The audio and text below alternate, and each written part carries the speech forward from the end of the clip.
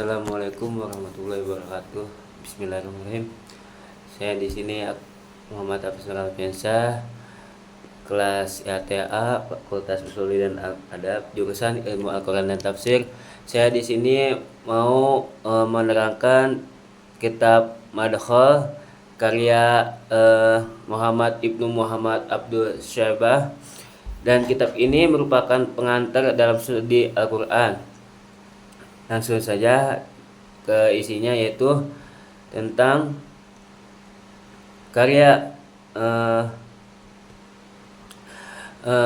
menyempurnakan kaidah-kaidah tafsir penulisan Utsmani, menerjemahkan Hamzah bin Habib Al-Jayyad dan para perawi, serta menjelaskan tentang hakikat penulisan Al-Quran Utsmani. Langsung saja, yaitu penambahan alif setelah waw dhamir dalam rasm Utsmani telah aturan kedua menurut As-Qastalani. Penulisan Al-Quran adalah salah satu bentuk dengan penjagaan Allah terhadap wahyunya. Salah satunya yaitu aspek penting dalam penulisan tersebut. Mushaf adalah penggunaan rasm Utsmani, sistem ejaan Al-Quran yang penting distandarisasi pada masa Khalifah Utsman bin Affan radhiyallahu anhu. Yang kedua yaitu peningkatan jumlah huruf dalam penulisan Al-Quran.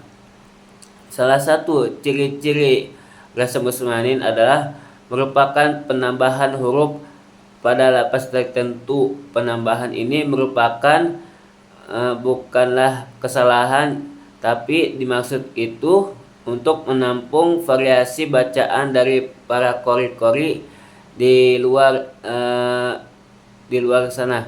Misalkan dari kata maliki dalam surah Al-Fatihah ditulis tanpa alif, namun dalam sebagian qiraat dibaca sebagai maliki dan yang lain sebagai maliki. Penulisan semacam ini memungkinkan bahwasanya pembacaan ganda secara sah.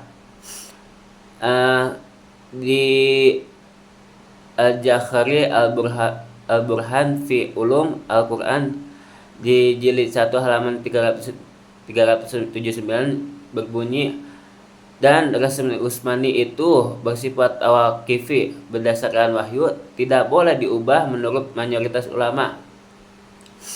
Dan yang kaidah ketiga yaitu kaidah pengganti badal.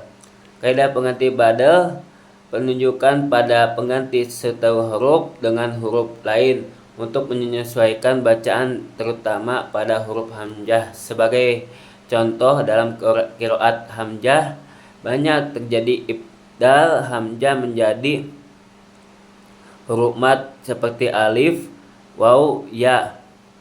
Hal ini berlaku kata amana dibaca di mana? Amana. Dengan mengganti hamzah menjadi alif panjang yang tetap ditulis, namun bentuk aslinya untuk menjaga bentuk lafaz yang asli. Di antara bentuk rasm adalah ibdal hamzah menjadi huruf mad. Kaidah yang keempat yaitu kaidah keempat dan kelima, pemisahan penyambung dan lafaz dengan dua bacaan. Dalam mushaf Utsmani, pemisahan dan menyambung kata-kata bukan semata berdasarkan struktur gramatikal, tetapi mempertimbangkan fleksibilitas bacaan. Misalnya kata bima rahmati bisa ditulis terpisah agar dibaca menurut dua qiraat yang berbeda. Contohnya ada Malik Yaumiddin dengan kemungkinan dibaca Malik atau Malik. Yang kaidah keenam yaitu penghapusan dan penetapan hamzah. Penulisan hamzah sering mengalami hadzaf atau penghapusan atau isbat atau penetapan, tergantung konteks qiraat dalam qiraat hamzah. Dikenal ibdal hamzah dengan mad atau penghilang hamzah kotok.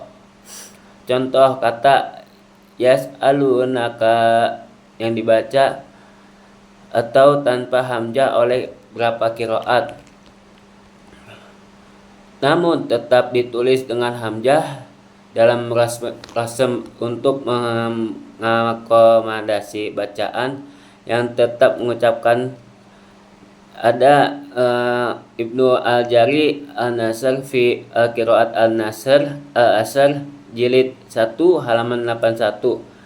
Tidak semua hamzah ditulis dalam rasem Utsmani karena penulisan memperhatikan kemudahan bacaan sesuai qiraat sahih. Nah, yang dimaksud itu bukan ditambahkan huruf bacaannya, tapi ditambahkan kayak kayak tajudnya kayak nuktohnya itu ditambahin, bukan huruf-hurufnya ditambahin. Yang selanjutnya yaitu adalah kontribusi Imam Hamzah bin Habib Al-Jayyad dan para perawinya. Imam Hamzah pada lahir 1500 Hijriah. Ada salah satu 7 imam qiraat yang bacaannya mereka disepakati keabsahannya dua perawi, yaitu Khalaf Al-Bajar dan Khalat Al-Soheh meriwayatkan bacaan yang sangat perhatikan terhadap tajwid, makhraj, dan kesesuaian dengan rasam. Yang terakhir yaitu pandangan ulama tentang Mushaf Utsmani dan As-Sab'ad Ahruf. Terdapat perbedaan pendapat di kalangan ulama tentang apakah Mushaf Utsmani mencakup seluruh sab'at ahruf. Pendapat yang kuat menyatakan bahwa Mushaf Utsmani mencakup sebagian dari 7 huruf dan hanya memilih yang disepakati sahabat untuk menghindari fitnah dan perpecahan ini, karena kan sebagian bacaan bersifat rukhsah atau keringanan, dan dengan wafatnya Nabi Muhammad SAW, rukhsah ini tersebut tidak perlu dipertahankan semuanya. Tetapi ada ulama berkata, As-Suyuti Al-Itqan fi Ulum Al-Quran jilid 1 halaman 172 berkata, Utsman menulis mushaf berdasarkan 1 huruf dari 7 huruf dan menghapus selainnya yang memungkinkan perpecahannya. Sekian dari saya.